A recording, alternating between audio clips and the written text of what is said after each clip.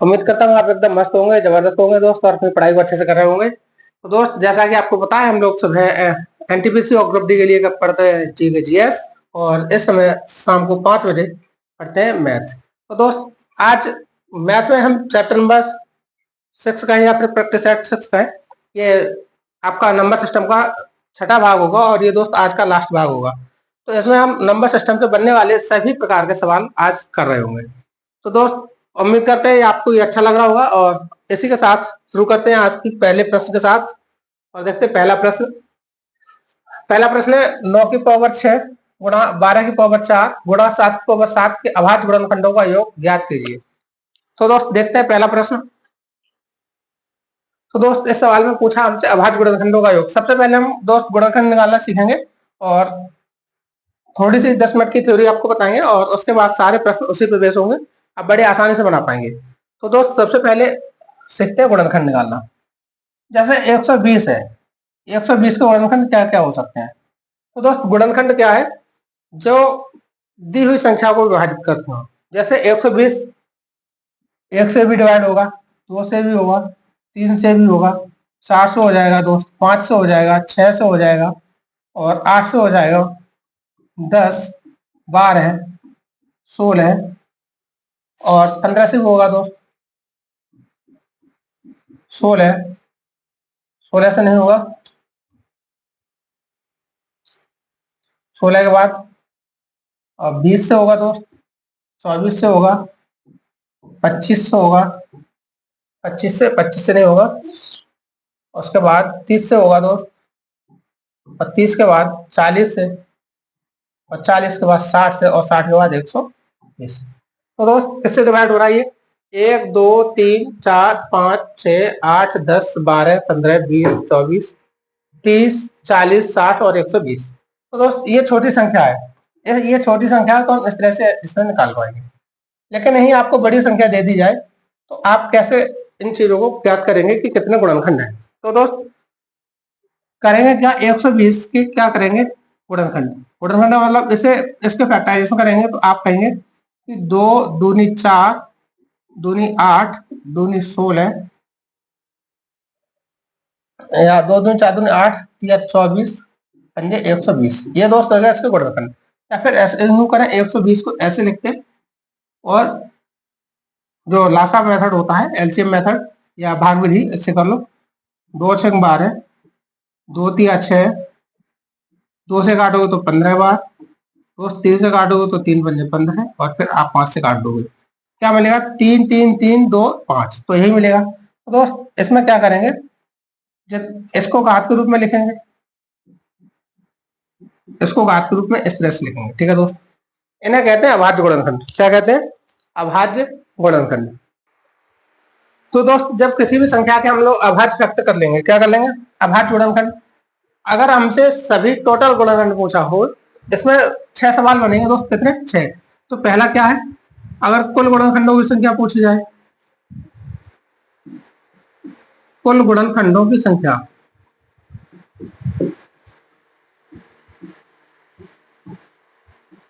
दोस्त अगर कुल गुणनखंडों की संख्या पूछी जाए तो आप कैसे करेंगे? आप प्रत्येक घात में एक जोड़ करके लिखेंगे, प्रत्येक घात में एक जोड़कर। यहाँ दोस्त घात कितनी है? 3, तो 3 में 1 जोड़ेंगे तो 3 + 1, फिर गुणा, यहाँ घात कितनी है? 1, तो दोस्त 1 में 1 जोड़ेंगे, गुणा, यहाँ घात कितनी है दोस्त? 1, तो 1 में 1 जोड़ देंगे। अब क्या करेंगे? सॉल्व करेंगे, तो 3 और 1 4 गुणा 2 गुणा 2, तो 4 दूनी 8 दूनी 16। तो दोस्त कितने हो गए? ये 16 हो गए। और आप देखिए, क्या ऊपर 16 ही लिखे? 1 2 3 4 5 6 7 8 9 10 11 12 13 14 15 16। तो दोस्त, आप इस तरह से निकाल पाएंगे कितने गुणनखंड है? 16 गुणनखंड होंगे। ये होगा दोस्त कुल गुणनखंड। अगर यही हमसे पूछा जाए कि केवल सम गुणनखंड बताइए, कैसे? केवल सम, केवल सम गुणनखंड। तो दोस्त, जब केवल सम गुणनखंड पूछा जाएगा, तब आप क्या करेंगे? तो आप तब ये करेंगे, जो 2 की घात है, 2 की घात को एज इट इज रहना है। 2 की घात में कुछ ना जोड़ना है ना घटाना है। तो क्या लिख लेंगे 2, और बाद बाकी जितने में बच गई उसमें आप वही प्रक्रिया करेंगे, क्या, एक जोड़ने की, एक जोड़ने की। तो दोस्त यहाँ क्या करेंगे, 2 घात 2 की कितनी है दोस्त, 3 है। तो 3 गुणा 2 गुणा 2, तो 3 दूनी 6 दूनी 12। तो दोस्त देखिए क्या 12 गुणनखंड ऐसे हैं जो सम है, तो आप यहां से गिनिए 1 2 3 4, उसके बाद 5 6 7 8 9 10 11 और 12। तो दोस्त ये कितने हैं, ये 12 गुणनखंड है, कैसे हैं, सम। अब अगर आपसे पूछा जाए विषम गुणनखंड, तो दोस्त विषम गुणनखंड को कैसे करेंगे।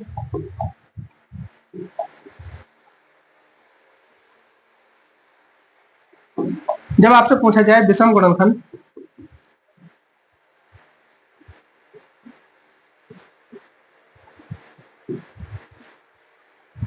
तो दोस्त विषम गुणनखंड कितने होंगे, तब आप 2 को पूरी तरह छोड़ देंगे, क्योंकि ये तो सम है ना, तो ऐसे छोड़ देंगे।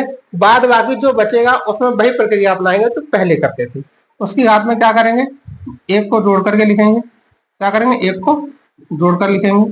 तो दोस्त ये कितना हो जाएगा, 2 और 2 दूनी 4, तो हो जाएगा 4। तो देखना दोस्त विषम गुणनखंड 4 है क्या, 1 2 3 4। तो दोस्त विषम गुणनखंड कितने, 4 है। तो 3 सवाल ये बनेंगे, कुल गुणनखंडों की संख्या। जब भी दोस्त कुल गुणनखंडों की संख्या पूछी जाएगी तो आप सभी की घात में 1 जोड़ करके लिखेंगे, और उससे फिर जो भी आएगा उन सबका गुणा कर देंगे। जब भी सम गुणनखंड पूछे जाएंगे तो सम गुणनखंड में 2 की घात को एज इट इज रखेंगे, मतलब उसमें कुछ नहीं जोड़ेंगे।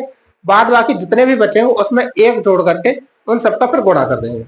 लेकिन अगर आपको कुल विषम गुणनखंड पूछे जाए तो 2 की घात को पूरी तरह से छोड़ देंगे, और उसके बाद जो भी बचेगा उनकी सबकी घात में 1 जोड़ करके जो भी मिलेगा आपको उसका गुणा कर देंगे, तो आपके पास मिल जाएगा कुल विषम गुणनखंड। ठीक है दोस्त। अच्छा ऐसे भी जांच कीजिए, सम गुणनखंड 12 है और विषम गुणनखंड 4, तो टोटल कितने होने चाहिए, 16। तो देखना दोस्त टोटल कितने हैं, 16 गुणनखंड है।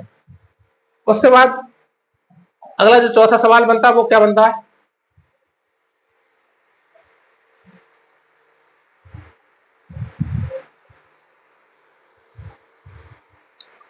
दोस्त जो चौथा सवाल बनता है,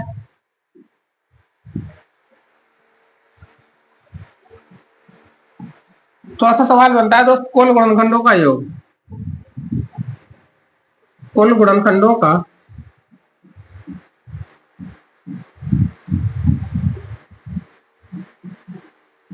कुल गुणनखंडों का योग। ठीक है दोस्त।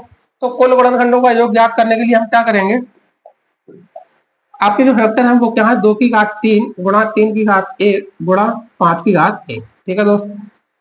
जब कुल गुणनखंडों का योग ज्ञात कर रहे होंगे तो यहां से शुरू करेंगे 2 की घात 0 से। 2 की घात कहां से दोस्त, 0 से, और वहां तक जाएंगे जहां तक घात लगी हुई है। तो 2 की घात 0, फिर 2 की घात 1 प्लस 2 की घात 2 प्लस 2 की घात 3, इस तरह से दोस्त।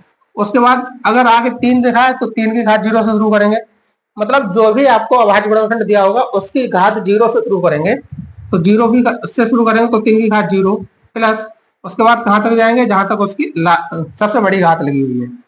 इसी तरह से 5 की घात 0 से प्लस 5 की घात 1 तक जाएंगे। दोस्त एक चीज नोट कर लो कि जब किसी संख्या की घात 0 हो, मतलब जब किसी संख्या की घात 0 हो तो उसकी वैल्यू हमेशा 1 होती है। क्या होती है दोस्त, 1 होती है। इस बात को आप नोट कर लो यहाँ पे, a की पावर 0 इक्वल टू 1। जब भी किसी संख्या की घात 0 होगी तो उसका मान 1 होगा। तो दोस्त यहाँ पे इसका मान क्या हो जाएगा, 1। 2 की घात 1 का 2 प्लस 2 की घात 2 4, 2 की घात 3 8। ठीक है दोस्त। यहाँ फिर करेंगे तो 3 की घात 0 1 प्लस 3 की घात 1 3। यहाँ करेंगे तो 1 प्लस 5 की घात 1 5। ठीक है दोस्त। 8 और 4 12, 12 और 2 14 और 1 15, दोस्त हो जाएगा 15 गुणा 3 और 1 4 गुणा 5 और 1 6, 15 चौक 60 और 6 छंग 36। दोस्त कितना हो जाएगा टोटल, ये 360 आ रहा होगा। कितना दोस्त, तो सभी गुणनखंडों का योग कितना आ रहा है, 360। एक बार चेक करते हैं इसमें, 120 और 60 180, 180 और 40 220, 220 और 30 250, 250 और 250 और 24, 274, 294, 294 और 300, कितना हो जाएगा? 309, 312, 9 और 12, 21, 31, 31 और 8, 239 और 6, 45, 50, 50, 4, 54, 55, 56, 57, 58, 59, 60। तो दोस्त कितना हो गया? आपका भी यही आया ना, 360। तो जब भी क्या हो, सभी गुणनखंडों का योग पूछा जाए, कितना? सभी गुणनखंडों का योग पूछा जाए, तो आप क्या करेंगे? अभाज्य गुणनखंड की जीरो से घात शुरू करेंगे और वहां तक ले जाएंगे जोड़ते हुए जहां तक उसकी सबसे बड़ी घात दी है। इस तरह से आप सबके साथ करेंगे। उसके बाद जो भी संख्या मिलेगी उन सबका गुणा करेंगे तो आपको टोटल गुणनखंड मिले जाएंगे। ठीक है दोस्त, इसके बाद क्या करेंगे?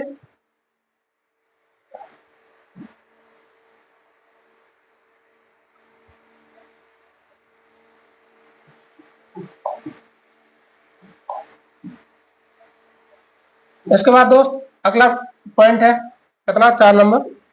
वो 4 नंबर में क्या सीखेंगे हम लोग?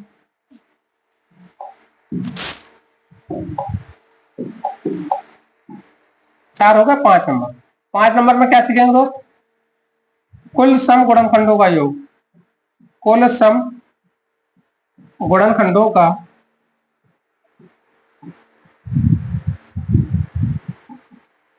योग। ठीक है दोस्त, तो कुल सम गुणनखंडों का योग कैसे ज्ञात करेंगे? तो दोस्त वही प्रक्रिया इसमें भी अपनाएंगे। कौन सी वाली? कि दो की घात को, दो की घात में कुछ नहीं जोड़ते थे, यहाँ क्या करेंगे? दो की घात के साथ हम जीरो को नहीं लेंगे, मतलब एक से शुरू करेंगे। कहां से शुरू करेंगे? एक से शुरू करेंगे। करते हैं एक से शुरू। तो दोस्त दो की घात एक प्लस दो की घात दो प्लस दो की घात कहां तक जाएंगे? 3 तक। उसके बाद बाकी सबके साथ वही करेंगे, जीरो से शुरू करेंगे। 3 की घात 1 गुणा 5 की घात 0 प्लस 5 की घात 1। तो दोस्त इसे सॉल्व करेंगे तो 2 प्लस 2 दूनी 4 प्लस 8 और ये बन जाएगा दोस्त 1 प्लस 3 और ये बन जाएगा 1 प्लस 5। तो 8 और 4 12, 12 और 2 14 गुणा 4 गुणा 5 और 1 6। दोस्त 6। अब आप इसका गुणा कीजिए। 14×84 गुणा 4, तो ये हो जाएगा 4 चौक 16 और 4 अट्ठे 32 33। तो दोस्त सम गुणनखंडों का योग कितना होगा? 336। सम गुणनखंडों का योग 336 होगा। ठीक है दोस्त, अब आगे देखते हैं विषम गुणनखंडों का योग। तो दोस्त विषम गुणनखंडों का योग ज्ञात करने के लिए क्या करेंगे? पॉइंट नंबर 6,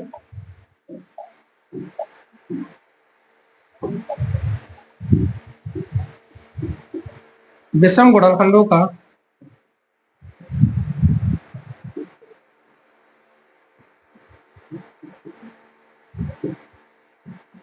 दोस्त अब विषम गुणनखंडों का योग ज्ञात करने के लिए हम क्या करेंगे?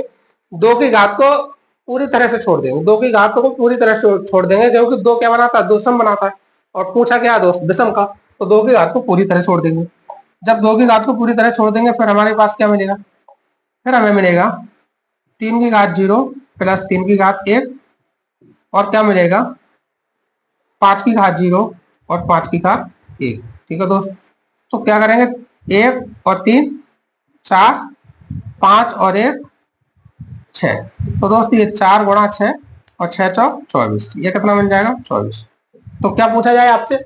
आपसे कुछ भी पूछ लिया जाए, चाहे तो आपसे पूछा जाए कुल गुणनखंड कितने होंगे, चाहे सम गुणनखंडों की संख्या पूछी जाए, चाहे विषम गुणनखंडों की संख्या पूछी जाए, चाहे तो सभी गुणनखंडों का योग पूछा जाए, चाहे सम गुणनखंडों का योग पूछा जाए या फिर विषम गुणनखंडों का योग पूछा जाए, तो आप इस तरह से 6 सवाल इससे बनने वाले हैं।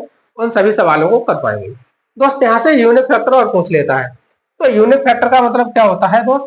तो यूनिट फैक्टर का मतलब होता है कि किसी भी संख्या के गुणनखंड में यूज होने वाले अंक। तो दोस्त किसी भी संख्या के गुणनखंड में यूज होने वाले अंक कौन कौन से? तो आप कहेंगे 2 यूज हुआ है, 3 यूज हुआ और 5 यूज हुआ है। तो दोस्त यहाँ पे एक चीज और लिख लीजिए, यहाँ पे 7 नंबर, यूनिट फैक्टर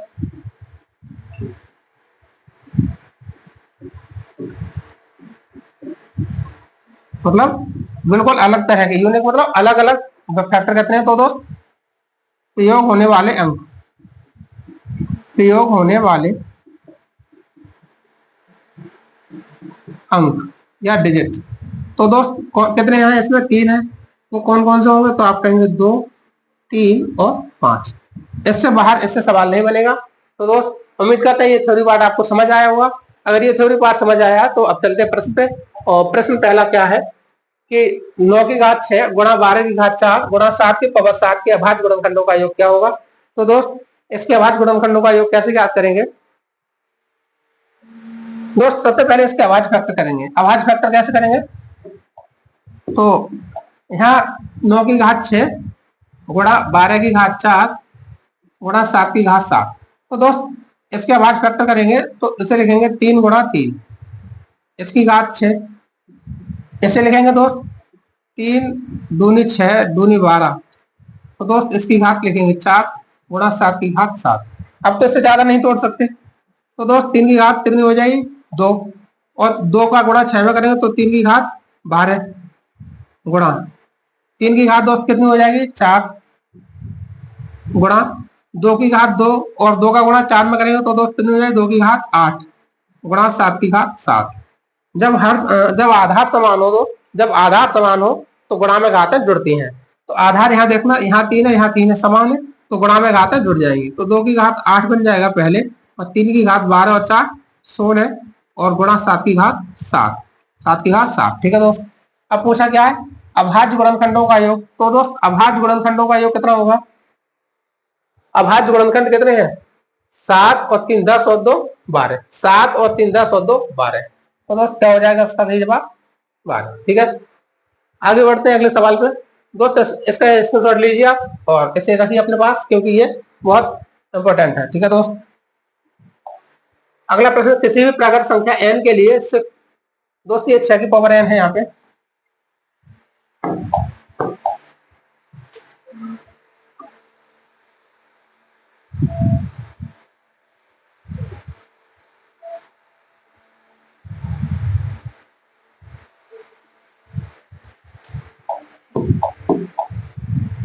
छह की पावर n माइनस 5 की पावर n के परिणाम का अंतिम अंक हमेशा क्या होगा? तो दोस्त आप इसमें इकाई का अंक पूछा है, तो इकाई के अंक का थोड़ा सा कॉन्सेप्ट और जानेंगे। इकाई का अंक,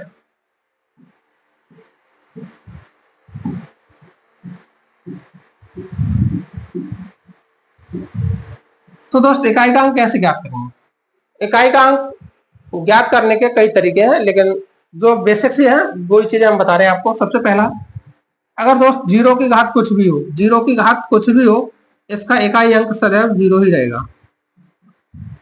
इकाई अंक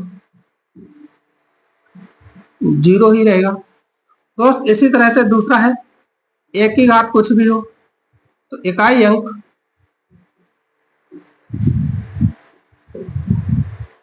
सदैव 1 रहेगा। उसके बाद दोस्त 5 की घात कुछ भी हो तो इकाई अंक सदैव 5 ही रहेगा।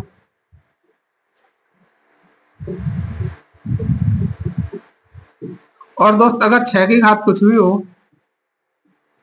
तो इकाई अंक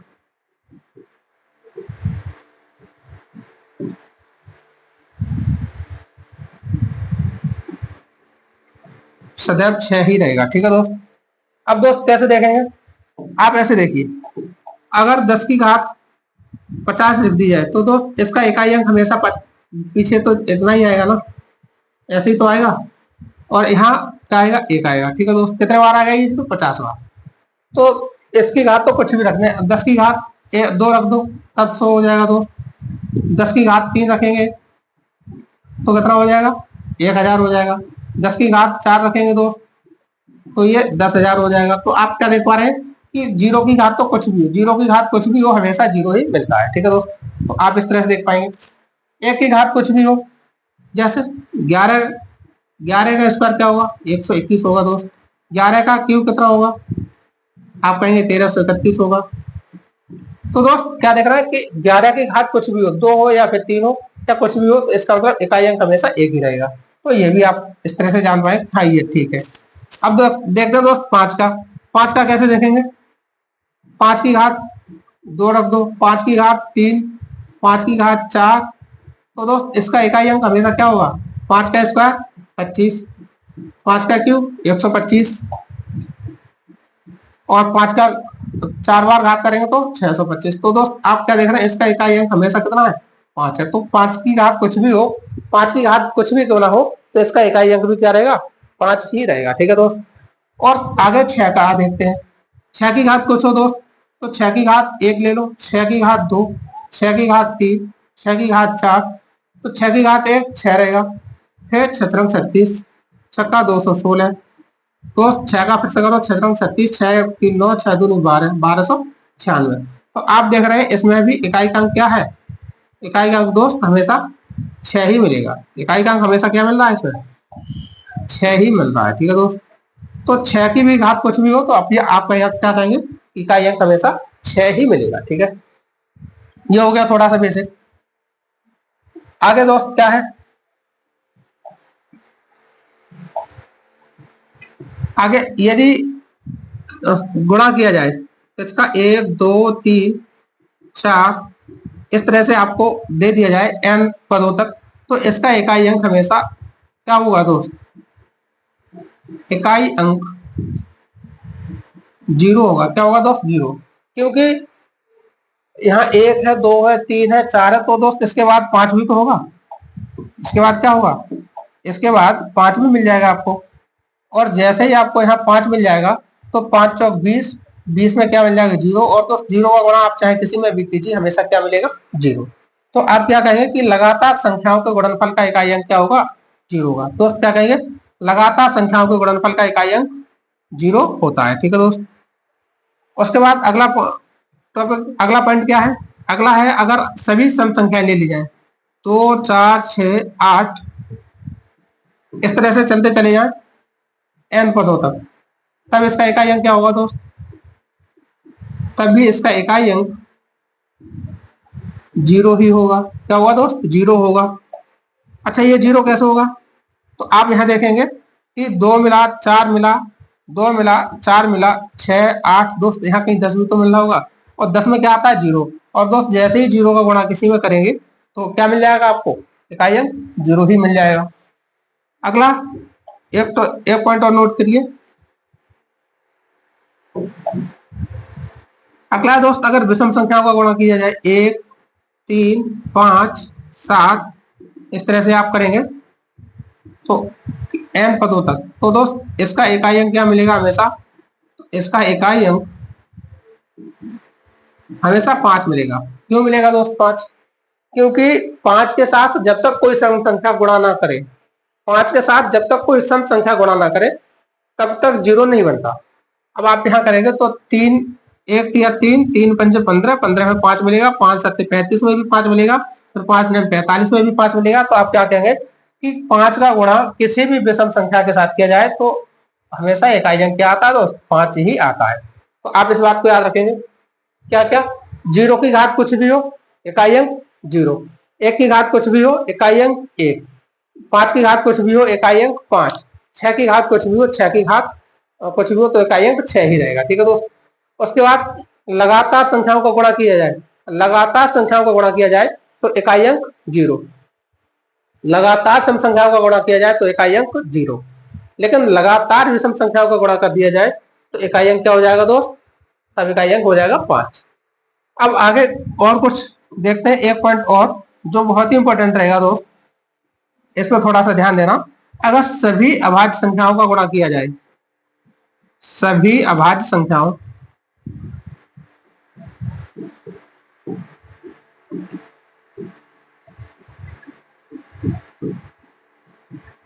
के गुणनफल में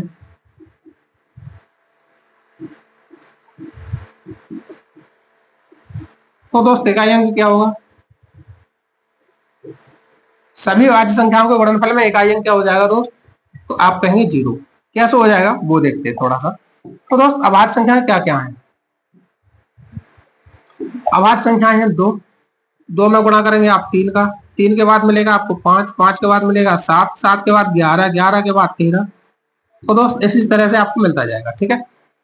अब आप देख रहे हैं यहाँ 2 भी आ गया और 5 भी आ गया, तो 2 3 6 और 6 पंजे 30। हालांकि आगे कोई और सम संख्या नहीं मिलेगी, आगे कोई सम संख्या नहीं मिलेगी, लेकिन दो क्या है, ये सम है और कैसी है, अभाज्य भी है। और यही कहा कि सभी अभाज्य संख्या है, तो दोस्त सभी अभाज्य संख्या तो यहीं से होंगे। तो इसका इकाई अंक आप जैसे ही करेंगे 2 तिया 6 और 6 पंजे 30 मिल जाएगा 0, और 0 का गुणा किसी में भी करेंगे दोस्त तो हमेशा क्या मिल जाएगा, 0 ही मिल जाएगा। तो यहाँ इकाई अंक क्या मिल जाएगा, इकाई अंक 0। दोस्त ये थ्योरेटिकल पार्ट है थोड़ा सा, और यहाँ आपको थोड़ा ध्यान भी रखना होगा। उसके बाद अगला पॉइंट,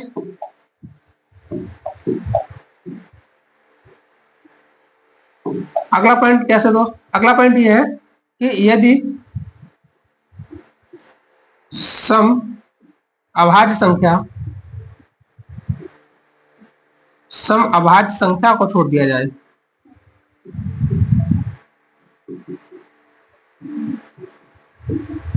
सम अभाज्य संख्या को छोड़कर सभी अभाज्य संख्याओं का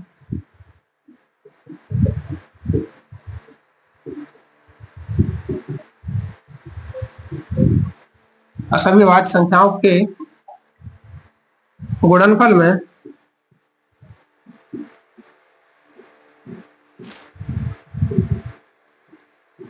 इकाई अंक,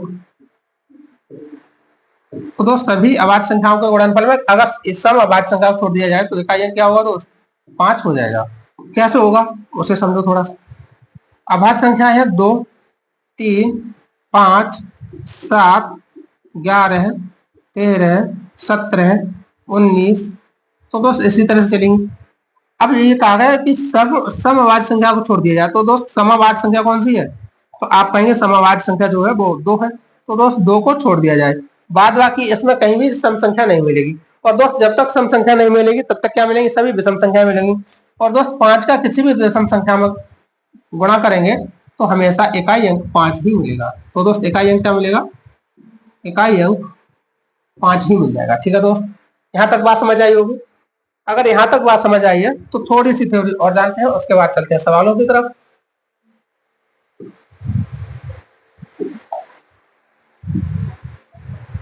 दोस्त थोड़ी सी थ्योरी क्या है,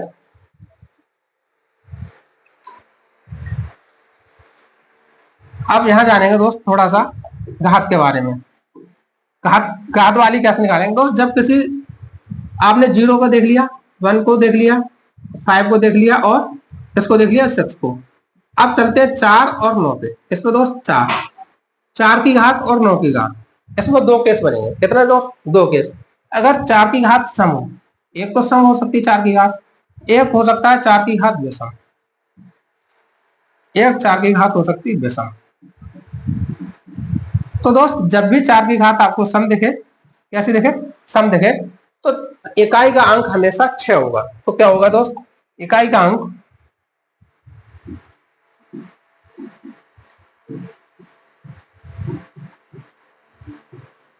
इकाई का अंक 6 होगा। ठीक है दोस्त, और जब भी विषम देखें तो इकाई का अंक सदैव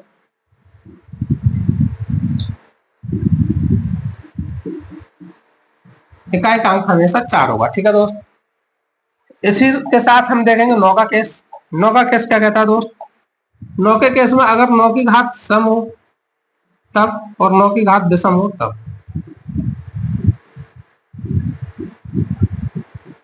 तो दोस्त अगर 9 की घात सम हो तो इकाई अंक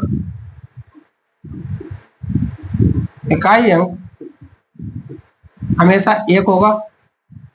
और दोस्त 9 की घात अगर विषम हो तो इकाई अंक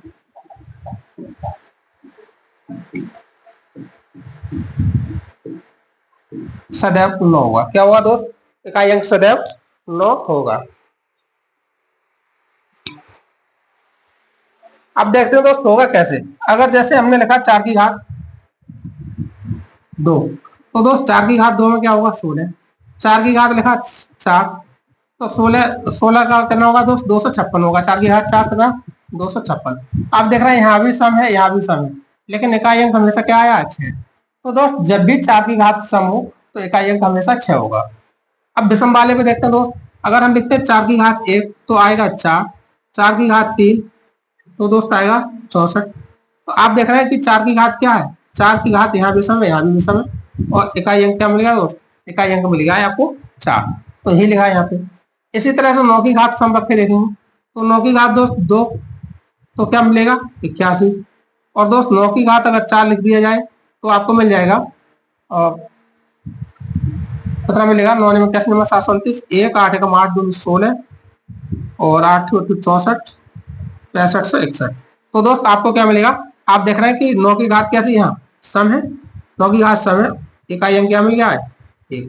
तो दोस्त 9 की घात जब सम होगी तो इकाई अंक 1 मिलेगा, अगर 9 की घात विषम हो तब 1 हो, 9 की घात 3 हो तो 9 की घात 1 का 9 होगा और 9 की घात 3 का 729 होगा। तो दोस्त यहाँ देखना, एक बार 9 की घात कैसी है विषम है तब इकाई अंक क्या होगा 9 होगा। ठीक है दोस्त, तो इतनी बात समझ आई होगी। एक बार फिर से रिवीजन करते हैं। 0 की घात कुछ भी हो 0, 1 की घात कुछ भी हो 1, 5 की घात कुछ भी हो तो 5, 6 की घात कुछ भी हो तो 6।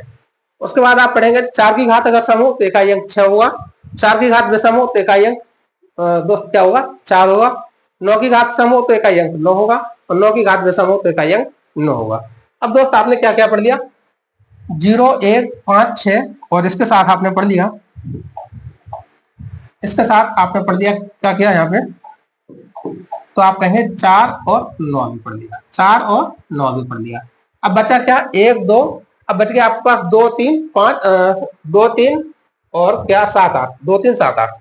इसके लिए दोस्त आते घात की ओर। अब घात की ओर जब चलेंगे तो थोड़ा सा घात वाले भी देखेंगे।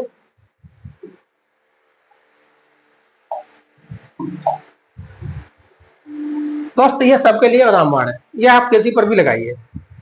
जब भी किसी संख्या की घात दी हो, किसी संख्या की घात, कोई संख्या n है और n की कुछ भी घात है, तो दोस्त इसमें हम क्या करेंगे 4 से भाग देंगे और जो भी रिमाइंडर बचेगा वही इसकी घात लगा देंगे, वही इसकी घात लगा देंगे। ठीक है दोस्त, तो इतनी बात समझ में आई। अब कैसे, जैसे हमसे पूछा जाए 4 की घात, 4 की घात तो 16 थी, अब 16 नहीं दोस्त 15, इसे छोड़ो, इसका तो कर ही लिया है। 7 की घात 21 दिया है, तो दोस्त इसकी क्या होगा, इसमें हम क्या करेंगे 4 का भाग देंगे, क्या करेंगे 4 का भाग, तो 4 पंजे 20 और मिलेगा आपको 7 की घात 1, तो इसका इकाई अंक क्या होगा दोस्त 7 होगा। तो इसी तरह से हम सीखेंगे सभी के इकाई अंकों को ज्ञात करना। ठीक है दोस्त, तो उम्मीद करते हैं आपको इतनी बात समझ आई होगी, और अगर समझ आई तो दोस्त ये आपके बहुत काम का है, इसे आप एक बार सुन लीजिए और फिर चलते हैं अगले प्रश्न की ओर। ठीक है दोस्त, अब चलते हैं प्रश्नों की ओर, आज के प्रश्न की ओर। और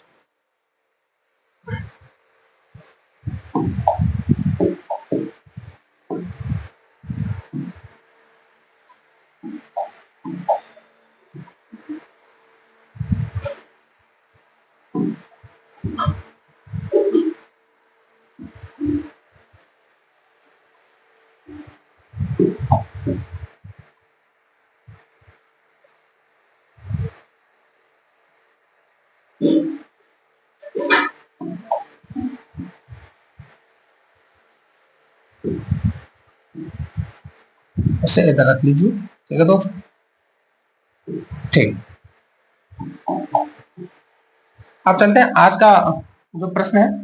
सबसे पहले क्या, यदि किसी संख्या का n के लिए 6 की पावर n माइनस 5 की पावर n का परिणाम हमेशा क्या होगा। तो दोस्त 6 की पावर तो कुछ भी हो ना, 6 की पावर अगर हम 7 लिख दें, 6 की पावर 3 लिख दें, 6 की पावर 9 लिख दें, कुछ भी हो, तो दोस्त इसका इकाई अंक तो हमेशा 6 ही बनेगा। तो क्या कहेंगे 6 की पावर n कुछ भी हो, इसका इकाई अंक हमेशा 6 रहेगा। 5 की घात कुछ भी हो तो इकाई अंक हमेशा 5 रहेगा। तो दोस्त 6 में से 5 जाएगा तो इसका हमेशा क्या बन जाएगा 1 बन जाएगा। ऑप्शन यहाँ चेंज नहीं हुए हैं, आप चेंज कर लीजिए।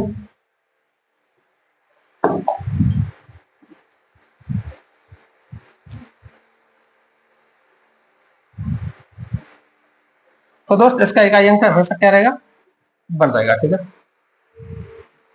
अगला प्रश्न है, कितने गुणनखंड होंगे, कितने गुणनखंड सम है। दोस्त 28 34, ये घातें लगी हुई है यहाँ पे, 8 4 3 और 7 की घात है। तो दोस्त इसमें कितने सम गुणनखंड है, तो सम गुणनखंड के लिए आप क्या करेंगे 2 की घात 8 गुणा 3 की घात 4 गुणा 5 की घात 3 गुणा 7 की घात 1। सम गुणनखंड कैसे ज्ञात करेंगे दोस्त? सम गुणनखंड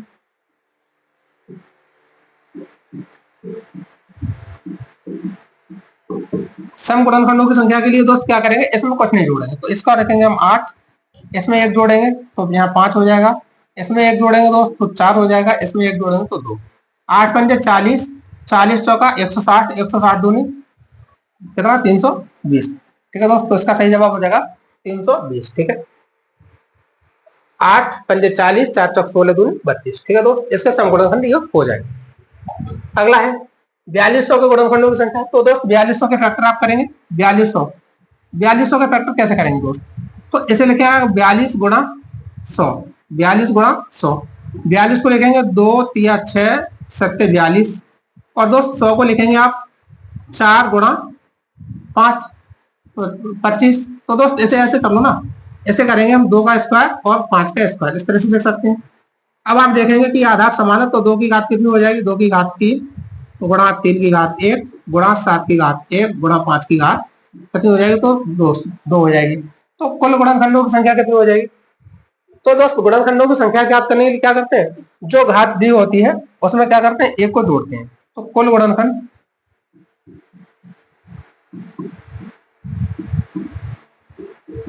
गुणनखंडों की संख्या,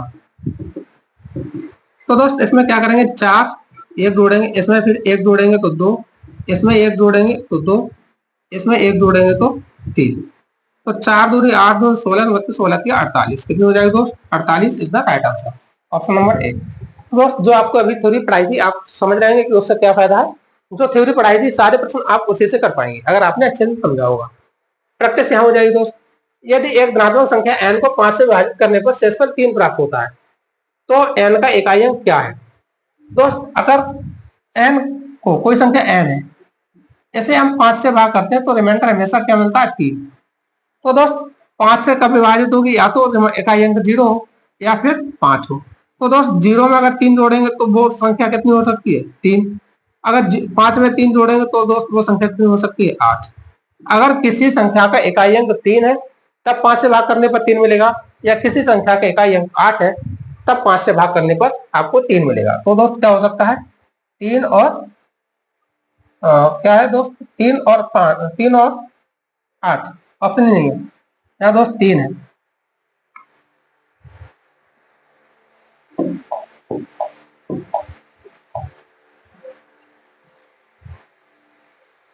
ठीक है दोस्त, ये 3 और 8 है और यही इसका सही जवाब हो जाएगा सी। ठीक है, अगला प्रश्न है 1373 की घात 36 और 1442 की घात 20 का एकक अंक है। तो दोस्त 3 की घात का तो कुछ बताया नहीं, देखो इसमें इस अंक से कोई मतलब नहीं है, इनसे कोई मतलब नहीं। 3 की घात 36, 36 को हम 4 से भाग देंगे, कितने से दोस्त, 4 से। इधर 20 को भी 4 से भाग देंगे, 20 को भी 4 से भाग देंगे। तो दोस्त जब आप भाग देंगे तो 3 की घात क्या बचेगी, 0, माइनस 2 की घात बचेगी 0। लेकिन दोस्त जब इकाई अंक ज्ञात कर रहे होंगे तो हम कभी भी 0 नहीं बचाएंगे। जब भी 0 घात बच रही होगी तो हम 4 लिखेंगे उसे। कैसे लिखेंगे, 4 कितनी घात लिखेंगे दोस्त, 4 घात लिखेंगे। 4 का मतलब ये है अगर 4 को हम 4 से डिवाइड करेंगे तब भी 0 आ जाएगा। तो यहाँ हम क्या लिखेंगे, यहाँ पे घात 4 लिखेंगे, और यहाँ पर भी क्या लिखेंगे दोस्त, यहाँ पर भी 4 लिखेंगे। तो दोस्त 3 की घात 4 कितनी होगी, 3 3 का 9 या 27 या 81, यहाँ 81 हो जाएगा। और 2 की घात 4 कितना होगा दोस्त, 2 दूनी 4, 2 8 दूनी 16 हो जाएगा। तो 11 में से 6 गए तो दोस्त क्या बचेंगे, आप कहेंगे 5। तो इकाई अंक कितना मतलब होगा, इकाई अंक 5 हो जाएगा। Option number C is the right answer. दोस्त उम्मीद करते हैं बात समझ में आ रही होगी। और आज का अगला प्रश्न है, सबसे छोटी प्राकृतिक संख्या 216 में किससे गुणा किया जाना चाहिए ताकि गुणनफल के कारकों की संख्या विषम हो जाए। तो दोस्त 216 में किससे गुणा किया जाना चाहिए, तो आप पहले इसके फैक्टर कर लीजिए। 216 में अगर 216 के फैक्टर करेंगे तो 36 36 छक्का 216। तो आप लिखेंगे 2 गुणा 2 दूनी 4 दूनी 8 तिया 24 और 24 तिया 72, 72 तिया दोस्त 216। अब इसमें आप करेंगे तो 2 की घात 3 और 3 की घात 3। तो दोस्त कितने से करेंगे, कि गुणनफल के कारकों की संख्या विषम हो जाए। तो विषम कब होगी दोस्त, आप इसमें कर दीजिए 12 से करेंगे तब, 3 से करेंगे दोस्त, 3 से करेंगे तो आप 2 और 3 पाएंगे, 2 से करेंगे तो 2 गुणा 2 पाएंगे, और दोस्त 8 से करेंगे तो 2 गुणा 2 पाएंगे। तो आप देखिए ये जोड़े बन जाएंगे, यहाँ भी ये जोड़ा बना लेगा और यहाँ भी जोड़ा बनेगा। तो दोस्त आप ऐसे कीजिए 2 गुणा 2 गुणा 3, 2 दूनी 4 या 12, तो इसका सही जवाब हो जाएगा कितना, 12। ठीक है, अगला प्रश्न, निम्नलिखित में से इकाई का अंक ज्ञात कीजिए। तो दोस्त इकाई का अंक 4 की घात कैसी है, आप कहेंगे समय। तो दोस्त जब 4 की घात सम होगी तो इकाई अंक क्या होगा, इसका इकाई अंक आप कहेंगे 6 हो जाएगा। 4 की घात दोस्त कैसी है, विषम है, तो आप कहेंगे इकाई अंक क्या हो जाएगा, 4 हो जाएगा। तो 6 और 4 10, 10 में इकाई अंक क्या मिल जाएगा दोस्त, 0। तो इसका सही जवाब option number C is the right answer. दोस्त अगर आप 4 से भाग करके निकालेंगे तब भी हो जाएगा, लेकिन वहां टाइम लग रहा होगा। हमें ये चीजें ओरली याद रखनी होंगी, जिससे कि हम अपने एग्जाम में अपना टाइम बचा सकें। संख्या 2 की घात 10, 3 की घात 6, 5 की घात 3 और 7 की घात 5 के कितने गुणक 2160 से विभाजित है। तो दोस्त 2160 से विभाजित का मतलब क्या है, इसके जितने गुणक होंगे उसमें से हम 2160 को कॉमन कर लेंगे। क्या कर लेंगे, 2160 को कॉमन कर लेंगे। 2160 को कॉमन कैसे करेंगे, 2 की घात 10 गुणा 3 की घात 6 गुणा 5 की घात 3 गुणा 7 की घात 5। एक मिनट रुकना दोस्त।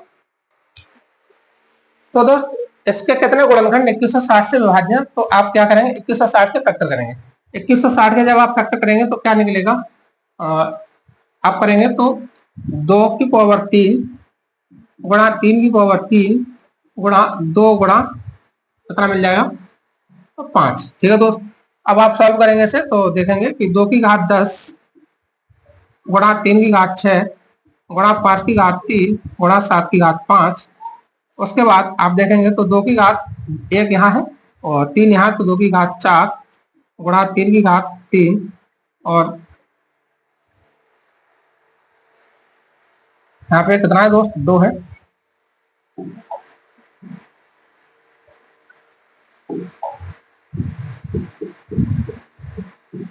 उसके बाद दोस्त आपको बचेगा 5 की पावर 1। जब आप इसे सॉल्व करेंगे तो गुणा में जब घातें जो होती है जब ऊपर जाती हैं तो घट जाती हैं। तो 2 की घात कितनी बचेगी दोस्त, 4 से 10 में से 4 जाएगा तो आप कहेंगे 6 बचेगी। ये 3 ऊपर जाएगा तो दोस्त 3 की घात 6 में से 3 जाएगी तो 3 बचेगी। 5 की घात दोस्त 2 में से 1 जाएगा तो 1 बचेगा और 7 की घात 5। अब आप गुणा कर लेंगे इसका, कुल कितने फैक्टर होंगे, 7 4 2 6। इसी तरह से गुणा कर लेंगे 1 बढ़ा के, तो आप करेंगे 6 दूनी 12 चौक 48, तो 7 गुणा 48 इजकल टू 7 अट्ठे 56 और 7 चौक 28, 28 और 28 और 5 33, 33। एक मिनट, इसमें भी शायद कहीं गड़बड़ हुई है क्या,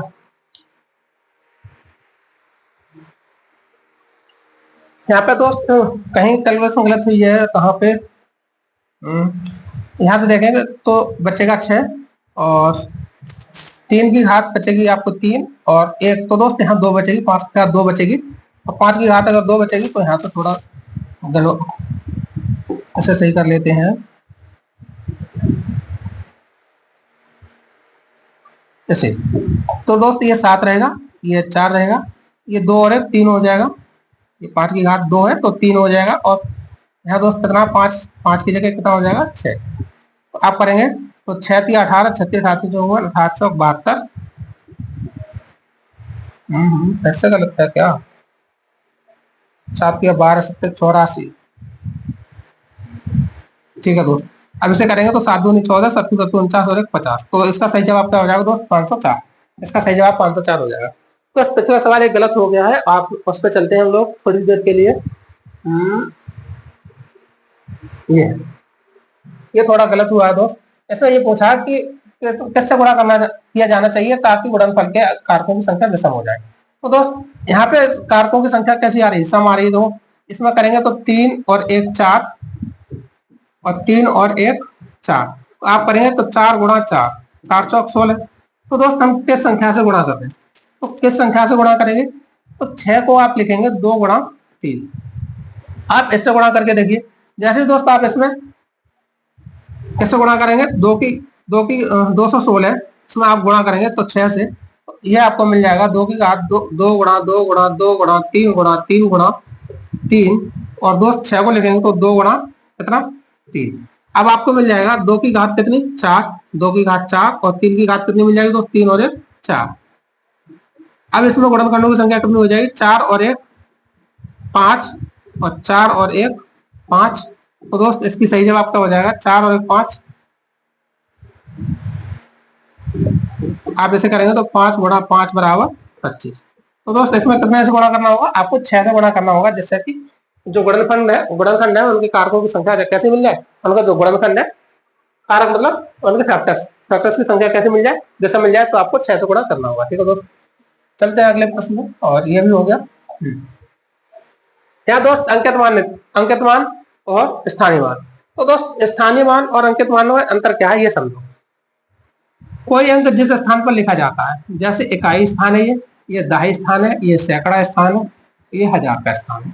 तो दोस्त अगर 2 को यहाँ लिख दिया जाए तो इसकी वैल्यू हमेशा 2 ही रहेगी। 2 को दोस्त यहाँ लिख दिया जाए तो इसकी वैल्यू 20 हो जाएगी। 2 को दोस्त यहाँ लिख दिया जाए तो इसकी वैल्यू 200 हो जाएगी। और दोस्त 2 को अगर यहाँ लिख दिया जाए तो 2 की वैल्यू 2000 हो जाएगी। इसका मतलब क्या है, ये स्थान तो ही बदल रहा है। इकाई के नीचे है तो 2 होगा, दहाई के नीचे है तो 20, सैकड़ा के नीचे तो 200, और हजार के नीचे तो दोस्त कितना हो जाएगा, हजार के नीचे 2000। कहने का मतलब ये है कि यदि किसी स्थान को बदलता है, कोई अंक अगर किसी स्थान को बदलता है तो उसका मान बदल जाता है, उसका मान बदल जाता है। जिस स्थान पर वो होता है बस उसी की वैल्यू दिखाता है। जैसे 2 इकाई स्थान पर था तो इकाई की वैल्यू दिखा रहा था, 2 दहाई स्थान पर हो गया तो दहाई की वैल्यू दिखा रहा है, 2 सैकड़ा स्थान पर हो गया तो सैकड़े की वैल्यू दिखा रहा है, 2 अगर 1000 पे हो गया तो 1000 की वैल्यू दिखा रहा है। तो ये तो है स्थानीय मान। लेकिन अगर फेस वैल्यू की बात की जाए, अंकित मान, तो दोस्त इसे फेस वैल्यू कहते हैं। तो दोस्त फेस वैल्यू का मतलब क्या है, आप ये बताइए, क्या आप कभी अपना फेस बदल सकते हैं? अगर ये 2 इस तरह से लिखा है तो क्या इसे हम इस तरह से लिख सकते हैं? नहीं लिख पाएंगे। अगर 4 इस तरह से लिखा है तो क्या इसे हम 4 इस तरह से लिख सकते हैं? नहीं लिख पाएंगे। तो दोस्त आप क्या कहेंगे कि कभी भी कोई अंक अपना सेफ या अपना फेस नहीं बदलता, तो किसी भी अंक का जो फेस वैल्यू होता है वो सेम रहता है, या जाति मान जो होता है वो सेम होता है। तो दोस्त आप चलते हैं सवाल की ओर। सवाल क्या कहता है,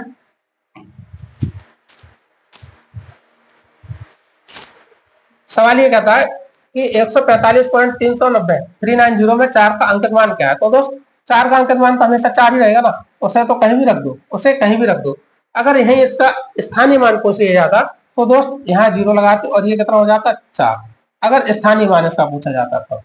लेकिन अगर जातीय मान या अंकित मान पूछा है तो आप क्या कहेंगे, जो इसका है वही रहेगा, स्थानीय मान 40, लेकिन दोस्त जातीय मान कभी नहीं बदलता। ठीक है, अगला प्रश्न है, संख्या 27, 39, 65 में 3 के स्थानीय मान और अंकित मान में अंतर क्या है। तो दोस्त 3 का स्थानीय मान क्या होगा, आप 3 के पीछे कितने डिजिट है, यहाँ 0 लगा दीजिए, तो ये हो गया 3 का स्थानीय मान। ये क्या दोस्त स्थानीय मान, और इसका जातीय मान की बात की जाए अंकित मान की, तो दोस्त अंकित मान इसका 3 मिलेगा। तो क्या पूछा है इसका अंतर, तो दोस्त 3000 में से 3 घटाएंगे तो आपको बचाएंगे 2997। तो इसका सही जवाब option number C is the right answer. ठीक है दोस्त, अगला प्रश्न है, 19 फैक्टोरियल के 100 स्थानीय मान का अंक बताइए। तो दोस्त 19 फैक्टोरियल का मतलब क्या होता है दोस्त, एक तो ये निशान है फैक्टोरियल का, एक ये होता है फैक्टोरियल का। फैक्टोरियल को हिंदी में कहते हैं दोस्त क्रम गुणित का मतलब क्रम से गुणा किया जाए। जैसे हमने लिखा 5 फैक्टोरियल, क्या लिखा 5 फैक्टोरियल, तो 5 फैक्टोरियल का मतलब 5 गुणा 4 गुणा 3 गुणा 2 गुणा 1। तो इसमें क्या होगा, ये क्रम गुणित फैक्टोरियल हो जाएगा। तो दोस्त क्रम गुणित का मतलब क्या है, क्रम से गुणा करना। अब आप 6 फैक्टोरियल को लिखिए, तो 6 फैक्टोरियल को कैसे लिखेंगे, 6 5 4 3 2 1। दोस्त ये क्रम से गुणा कहां तक करना है, जब तक कि 1 ना मिल जाए। अब आप इसका गुणा कीजिए, तो 5 चौक 20 या 60 दूनी 120 एकम 120, कितना दोस्त 120। अब यहाँ आपने किया 1 दूनी 2 या 6 चौक 24 पंजे 120, 120 छक्का 720। तो दोस्त आप क्या देख रहे हैं, जब भी आप 5 से ऊपर गए तो 0 मिलेगा। अगर 4 फैक्टोरियल की थोड़ी सी देर और देख लें तो 4 को क्या लिखेंगे, 4 3 2 1। तो दोस्त 1 दूनी 2 क्या 6 चौक 24, आप लिखेंगे इसे 24। 3 फैक्टोरियल को अगर आपसे पूछा जाए तो क्या लिखेंगे, 3 2 1। तो 1 दूनी 2 तिया 6। तो दोस्त आप ये देख रहे हैं कि जैसे ही 4 फैक्टोरियल से ऊपर गए, मतलब जैसे ही 5 से पहुंचे या 5 से ऊपर पहुंचे, तो इकाई अंक कितना बढ़ता है, इकाई अंक 0 होता है। लेकिन पूछा 19 फैक्टोरियल, तो दोस्त 19 फैक्टोरियल अगर पूछा है तो 19 फैक्टोरियल को हम कैसे तोड़ेंगे। 19 19 के बाद आएगा 18, 18 के बाद क्या आएगा दोस्त 17, 17 के बाद 16, 16 के बाद 15 आएगा दोस्त। इसी तरह से कहीं 10 भी आ रहा होगा, इसी तरह से करते हुए जाएंगे तो दोस्त कहीं 5 भी मिल जाएगा। तो दोस्त आप देख रहे हैं कि 5 कितने बार आ गया, 5 कितने बार आ गया, तो आप कहेंगे एक तो 5 हमें यहाँ मिल गया, एक हमें 5 यहाँ मिल जाएगा और एक 5 यहाँ मिल जाएगा। दोस्त सम संख्याएं तो बहुत सारी है, तो 5 के यहाँ कितने जोड़े बनने हैं, 5 के कितने जोड़े बनने हैं, 5 3 बार आ रहा है। और दोस्त इसके साथ भी 2 मिल जाएगा, इसके साथ भी, इसके साथ भी। तो 5 दूनी 10, 5 दूनी 10, 5 दूनी 10, ये कितने जीरो बना रहे होंगे दोस्त 3। तो इसमें पूछा क्या 100वें स्थान पर, तो दोस्त इकाई और दहाई, मतलब दहाई और ये सैकड़ा, सैकड़े के स्थान पर भी क्या होगा दोस्त 0 हो जाएगा। तो दोस्त क्या इस प्रश्न को ऐसे ही करेंगे, तो इस प्रश्न को ऐसे नहीं करेंगे। इसका मतलब ये है कि इसमें हम सबसे पहले 5 की संख्या ज्ञात कर लेंगे। 5 की संख्या ज्ञात करने के लिए क्या करेंगे, इसमें हम 5 से भाग करते हैं। तो 19 फैक्टोरियल जो लिखा है, इसमें हम 5 की संख्या ज्ञात करने के लिए 5 से भाग करते हैं। तो 5 से करेंगे तो 5 तिया 15 होगा दोस्त, 5 तिया 15 होगा। अब आगे कुछ बचेगा नहीं, तो जो नहीं बचेगा तो जिस संख्या में भाग दिया था उस संख्या को छोड़कर, इस संख्या को छोड़कर जो भी आपके पास आता है उन सब का योग ही उसमें क्या होगा, शून्यों की संख्या होगी। तो इसके पीछे कितने शून्य हो रहे होंगे 3। तो दोस्त इकाई अंक पे भी शून्य होगा, दहाई अंक पे भी शून्य होगा और सैकड़ा अंक पर भी शून्य होगा। और पूछा किसका, सैकड़ा का, तो यहाँ से आप निकाल पाएंगे सैकड़ा अंक पे क्या होगा, शून्य हो जाएगा। ठीक है दोस्त, अगला प्रश्न है 100.03 में से 64.37 घटाने और इससे प्राप्त परिणाम को 3.4 और 7.56 के योग के परिणाम में जोड़ने पर इसका मान क्या होगा। तो दोस्त जोड़ घटाया क्या है, जो दशमलव होता है उसमें दशमलव के नीचे दशमलव आना चाहिए बस। तो आपके सामने लिखा है 1000.03, इसमें से इसको घटाना तो आप लिखेंगे 64.37। ठीक है दोस्त, दशमलव के नीचे दशमलव लिखेंगे। आप पहले इसे घटा लीजिए, आप घटाएंगे तो क्या मिलेगा, यहाँ आप दहाई लेंगे 13, 13 में से 7 जाएगा 6, यहाँ बचेगा दोस्त, यहाँ से दहाई लेंगे तो 9, तो 9 में से 3 जाएगा तो 6, यहाँ बचेगा 9 में से 4 जाएगा 5, 9 में से 6 जाएगा तो 3, और दोस्त यहाँ बचेगा 9। तो आपके पास मिल जाएगा 935.66।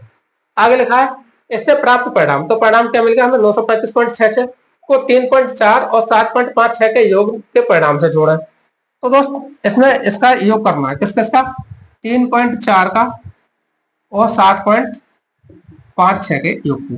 तो दोस्त यहाँ 0 लगा लेंगे और इसको जोड़ेंगे। अब इसको जोड़ेंगे तो 6 और 6 12, हासिल क्या हो जाएगा 1, 6 और 4 10, 10 और 6 16, हासिल दोस्त फिर से 1 हो जाएगा। 62 तो सभी में आ रहा है, पूरा ही जोड़ लेते हैं। 7 और 3 10, 5 15 और 1 16, हासिल 1, 3 और 1 4 और दोस्त 9। तो ये हो जाएगा 946.62। तो 946.62 कहाँ पे, ऑप्शन नंबर डी। तो इसका option number D is the right answer. ठीक है दोस्त, अगला प्रश्न है राजू की जेब खर्च में 150 रुपए जूतों पर और 75 रुपए घड़ी पर खर्च होते हैं। कुल खर्च की गई रकम उसके कुल जेब खर्च का 3/4 है। तो राजू को जेब खर्च के रूप में कितनी राशि मिली थी। तो दोस्त अगर 150 रुपए खर्च करता है जूतों पर और 75 रुपए घड़ी पर, तो उसने कुल खर्च कितना कर दिया, कुल खर्च। तो दोस्त आप कहेंगे कुल खर्च कर दिया उसने 150 प्लस 75, मतलब 225, 225 रुपए खर्च कर दिए। जो खर्च कर दिया उसने वो कुल जेब खर्च का कितना 3/4 है। अगर पूरी राशि 3/4 का मतलब है दोस्त 3/4, अगर कुल राशि ये है 4, तो दोस्त खर्च कितनी कर दी उसने 3 खर्च। तो आपको आपने खर्च कितनी कर दी है 3, लेकिन भाग कितनी बताई गई 3, 225 का 3। तो दोस्त 3 यूनिट की वैल्यू कितनी है 225, 1 यूनिट की वैल्यू कितनी हो जाएगी 3 7 21 और 3 पंजे 15। तो दोस्त 1 यूनिट की वैल्यू 75। आपसे पूछे कुल राशि, तो कुल राशि का मतलब 4 यूनिट का, तो आप 4 यूनिट की वैल्यू निकालेंगे तो 75 गुणा 4, तो 75 दूनी 150 दूनी 300। तो कितना राशि मिली होगी दोस्त राजू को जेब खर्च के लिए, तो आप कहेंगे 300 रुपए उसे मिली होगी। ठीक है, अगला प्रश्न है 432 का 1/6वां भाग और 216 के 3/4वें भाग से कितना कम है। तो दोस्त कितना कम है इसका मतलब ये अंतर पूछा है। तो 432 का की जगह दोस्त गुणा में होता है, गणित में का का मतलब क्या है, गुणा 1/6 भाग और 216 का 3/4 भाग से कितना कम है, कौन सा दोस्त, ये वाला। तो आप इसमें भाग करेंगे तो 6×7 = 42 और 6×2 = 12, इसका आंसर क्या मिलेगा आपको, 72। इसमें करेंगे तो 4×5 = 20 और 4×4 = 16, तो 3×5 = 15 और 3×4 = 12 और 3×5 = 15 और 1 16, तो दोस्त यहाँ मिलेगा 162। तो ये कितना कम है, तो आप इसका अंतर कर लेंगे। जब इसका अंतर करेंगे तो 12 16 में से 7 जाएगा तो कितना बचेगा दोस्त, 9। तो कितना कम है दोस्त, ये 9 कम है, मतलब 90 कम है। कितना कम है दोस्त, 90 कम है। अगर आपसे ये पूछा जाता 216 कितना ज्यादा है तो आप कहेंगे 90 ज्यादा है। ठीक है दोस्त, अगला प्रश्न है 960 सेमी लंबी छड़ों के सटीक 17 सेमी लंबाई वाले अधिकतम कितने टुकड़े काटे जा सकते हैं। तो दोस्त जब भी ये पूछा जाए कि अधिकतम कितने टुकड़े काटे जा सकते हैं तो आप भाग करके देखिए, और जो भी भागफल आएगा वही क्या होगा, उससे बनने वाले अधिकतम टुकड़े होंगे। तो 960 में 17 सेमी के जब आप काटेंगे तो 17×5 = 85, 17×5 = 85 बचेगा 1 11, आप 0 को नीचे उतार लेंगे और 17×6 = 102, 17×6 = 102। तो दोस्त 8 बच गया। अगर यहाँ पे 17 होता तो एक टुकड़ा और मिल जाता। हम कितने टुकड़े काट सकते हैं, ज्यादा से ज्यादा 56 टुकड़े काट सकते हैं। कितने दोस्त, 56 टुकड़े काट पाएंगे। ठीक है, option number D is the right answer. और अगला प्रश्न है यदि 3/11 लेस देन 7/11 है तो निम्नलिखित में से कौन सा x का मान हो सकता है। दोस्त x का मान क्या हो सकता है, तो ये आपका होमवर्क रहेगा और आप इसका उत्तर कमेंट में जरूर बताएं। अगला प्रश्न हल कीजिए 1 + 1/2 + 1/4 + 1/8 + 1/16 ... तो दोस्त ये क्या होगा, तो आप कैसे करेंगे इसे, 1 प्लस, आप यहाँ क्या कर लेंगे, इसका एलसीएम 16 कर लेंगे, इससे भाग देंगे 8 बार, इसका भाग देंगे तो 4 चौक 16 बार, और इसका भाग देंगे तो 8 दूनी 16 बार, और इसका देंगे तो 16। तो दोस्त 8 और 4 12, 12 और 2 14 और 1 15। तो दोस्त ये हो जाएगा 15 + 1 + 15/16, 15/16 दोस्त। तो 16 एकम 16, कहाँ है जवाब इसका।